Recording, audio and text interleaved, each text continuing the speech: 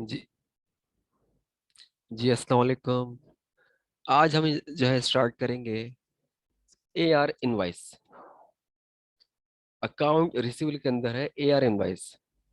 देखिए, ए R invoice में क्या काम होता है कि डायरेक्ट अगर आपने क्या आपने जो है किसी को स्टॉक सेल किया है किसी क्लाइंट को, तो ए आर इनवाइस आप बनाएंगे ताकि इसके अगेंस्ट फिर आप जो है इससे पेमेंट रिसीव करेंगे। अब जैसे ही हमारे पास एक कस्टमर है अहमद अली, आपने इसको सेलेक्ट किया और यहाँ से जो है ना आपने इन्वेंट्री आइटम सेलेक्ट कर लिया और ये आ गया टैक्स। ये मैंने स्क्रीन को जो है मैक्सिमाइज कर लिया।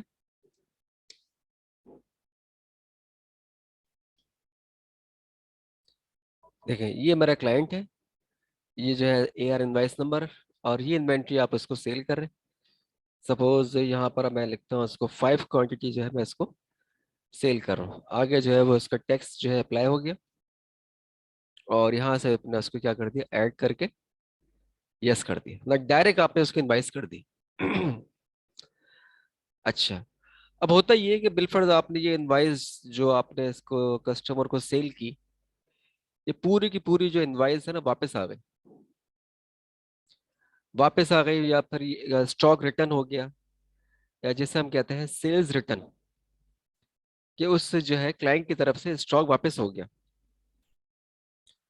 तो फिर आप क्या करें? तो ऐसी सूरत में देखें, ये लिखा हुआ क्या आ रहा है, ए आर क्रेडिट मेमो। यहां पर आप कर दें क्लिक। ए आर क्रेडिट मेमो पर आप क्या कर दें, क्लिक कर दें। बेसिकली ये है आपका अकाउंट रिसीवेबल क्रेडिट मेमो, जिसमें क्या होता है कि जो आपने स्टॉक किसी क्लाइंट को सेल किया है, और अगर वो क्लाइंट आपको स्टॉक वापस कर देता है, तो इस सूरत हाल में फिर आप क्रेडिट मेमो जो है वो इस्तेमाल करेंगे। अब फॉर एग्जांपल यहाँ पर आपने क्या काम किया कि उसी क्लाइंट को आपने सेलेक्ट किया और कॉपी फ्रॉम में जाके आप क्या सेलेक्ट करेंगे, ए आर इनवाइस। मतलब जो आपने उसको इनवाइस सेल की है, उसी को आप रेफरेंस के तौर पर यहाँ पर आप सेलेक्ट करेंगे। और यहाँ से मैंने अहमद अली की जो इनवाइस वो सेलेक्ट कर ली। अब पूरा का पूरा जो स्टॉक है वो उसके पास से अगर वापस आ गया, तो आप इसमें कोई चेंजिंग नहीं करेंगे और इसको आप क्या कर देंगे, ऐड एंड इसको यस कर देंगे। मतलब ए आर इनवाइस में आपने उसको जो है सेल की, और दूसरे दिन ही जो है इसने अगर पूरा का पूरा स्टॉक वापस कर दिया, तो फिर आप इशू करेंगे इसको क्रेडिट मेमो। अच्छा, बाज दफा ऐसा भी होता है कि आपने जो है किसी कस्टमर को इनवाइस दी, आपने स्टॉक सेल किया और उसके पास से कोई पार्शियल इन्वेंट्री वापस आ गई। पार्शियल इन्वेंट्री का मकसद ये होता है कि जैसे कि आपने जो है 10 क्वांटिटी जो है इसको सेल की, उसमें से जो है ना इसने 4 क्वांटिटी जो है वो क्या कर दी, वापस कर दी। तो इसको हम कहते हैं partial invoice return. For example यहाँ पर आपने क्लिक किया और यहाँ आपने जो है अहमद अली को सेलेक्ट कर लिया, या आपने जो है इसकी इन्वेंट्री आइटम सेलेक्ट किया और यहाँ से आपने 8 क्वांटिटी जो है वो सेल किया, टैक्स अप्लाई कर दिया और यहाँ से इसको आपने ऐड कर दिया। अब टोटल जो क्वांटिटी आपने इसको सेल की है वो है 8। बिलफर्ज इसने जो है ना आपको 4 क्वांटिटी जो है इस क्लाइंट ने वापस कर दी, रिटर्न कर दी, पार्शल इनवाइस। तो फिर आप इसको क्या करेंगे, ए आर क्रेडिट मेमो पर आप आ गए, यहाँ से उसी क्लाइंट को आप सेलेक्ट करें और कॉपी फ्रॉम में आपने दे दिया ए आर इनवाइस, और यहाँ से उस इनवाइस को आपने क्या कर लिया, सेलेक्ट कर लिया। अब क्या होगा कि जो लिखी हुई आ रही है 8 क्वांटिटी, इसको आप 8 क्वांटिटी को आप चेंज कर सकते हैं। इसको बिलफर्ज मैंने क्या कर दिया, 4 कर दिया। मतलब 4 क्वांटिटी जो है वो क्या हो गई, रिटर्न इस क्लाइंट की तरफ से। अब आप उसको यहाँ से क्या कर दें, ऐड कर दें और इसको आप यहाँ से यस कर दें।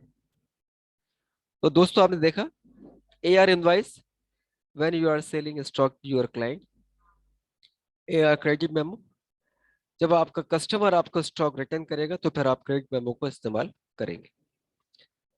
अच्छा, बाज दफा ऐसा होता है कि जैसे कि उस क्लाइंट ने आपको कोई पेमेंट अदा की कोई आपको जो है अमाउंट दिया चेक की शक्ल में या आपको कैश की शक्ल में, तो अब आप क्या काम करेंगे, उसकी रिसीविंग दिखाएंगे। और रिसीविंग आप किस तरीके से दिखाएंगे, तो देखें बैंकिंग पर आपको आना पड़ेगा। अब इसमें हमारे पास जब कस्टमर्स के पास से पैसा आता है चेक या कैश, तो फिर आप इनकमिंग पेमेंट के अंदर इनकमिंग पेमेंट को आप सेलेक्ट करेंगे और यहां से आप उसी क्लाइंट को सेलेक्ट करें जिसके पास से अब अमाउंट रिसीव हुआ है, और फिर आप यहाँ क्लिक कर दें सेलेक्ट के ऊपर। और ये अमाउंट कितना आ रहा है इसमें, 9360। ये देखें, ये मैं आपको दिखा भी देता हूँ, इसमें 9360 का अमाउंट आ गया। फिर आप क्या काम करेंगे, देखिए ऊपर देखें टूल बार पे पेमेंट मीन लिखा हुआ आ रहा है, डॉलर ऊपर बनी हुई स्क्रीन और पेमेंट मीन। अब आप यहाँ कर दें क्लिक, फिर आप कैश पर आप आ जाएं और अमाउंट इसका है 9360। ये अमाउंट आपने रिसीव कर लिया, इसको यहाँ से टैप किया, देन ओके, देन यहाँ से इसको ऐड कर दें, इसको आप यहाँ से ऐड कर दें। तो इस तरीके से जो है आप रिसीविंग की एंट्री लगा सकते हैं। मतलब जब आप रिसीव करेंगे कस्टमर की तरफ से क्लाइंट की तरफ से चेक या कैश, तो फिर आपको बैंकिंग सेक्टर में या बैंकिंग के मॉड्यूल के अंदर आपको इनकमिंग पेमेंट इस्तेमाल करनी पड़ेगी। अच्छा, अब आपने क्या काम किया, जैसे कि आपने इसको व्यू करना है कि अभी तक जितने मामलात हुए कि आपने स्टॉक सेल किया, फिर स्टॉक पूरी जो है स्टॉक वापस हो गया, फिर आपने सेल किया, फिर आपका स्टॉक जो है पार्शली आपका रिटर्न हो गया, और फिर ये है कि आपने जो है इस क्लाइंट से क्या कर लिया, अमाउंट या फंड आपने उससे रिसीव कर लिया। तो उसके लेजर में इन सब चीज़ों का क्या फर्क, क्या इफेक्ट आएगा। तो फिर क्या इस एक्टिविटी को देखने के लिए रिपोर्ट के अंदर फाइनेंशियल अकाउंटिंग जर्नल लेजर पर आप आ गए, एसेट पर आप क्लिक करके इसको यहाँ से ओके कर दें। अच्छा, अब यहाँ पर आप देखेंगे अहमद अली का लेजर, अहमद अली। अच्छा, इसमें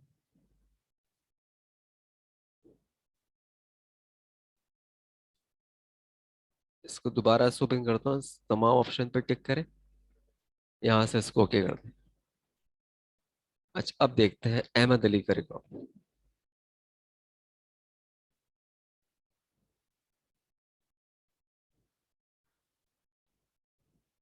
अच्छा, दिखा नहीं इस तरह से नहीं है, क्योंकि मैं जो है वो आपका जीरो हो गया, मेरा ख्याल है वो जीरो हो गया, इस वजह से वो दिखा नहीं रहा। चले इसको बैक करते हैं। अब इस यहाँ टिक कर दिया, हाइट जीरो पे था ना, टिक इसके यहाँ से ओके किया। अब आप देखिए, देखिए अहमद अली का अकाउंट आ गया। अब आपने देखें ये दिखा रहा है 9360 का अमाउंट हमने जो है फंड रिसीव कर लिया, तो देखें ये जीरो हो गया, इस वजह से ये शो नहीं कर रहा था। अब जितना भी आपने इन आउट किया है वो सब दिखा रहा है, ये देखें।